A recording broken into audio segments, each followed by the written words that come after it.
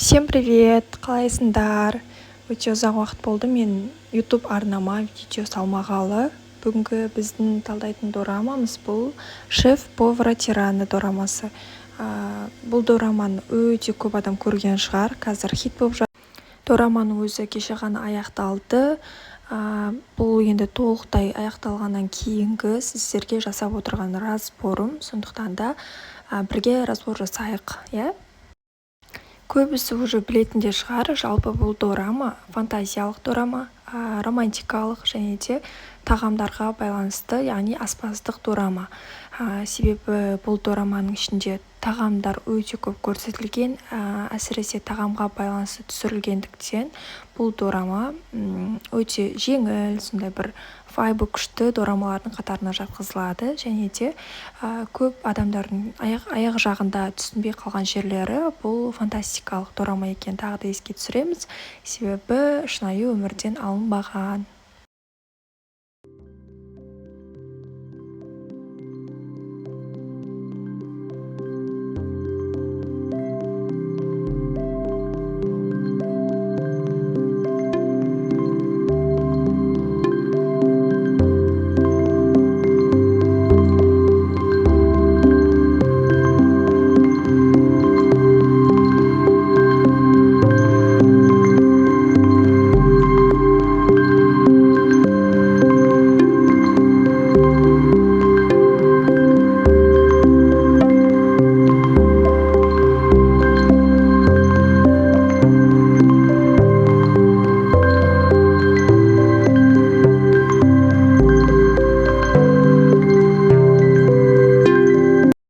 Сонымен біздің басты кейіпкеріміз бұл Йон.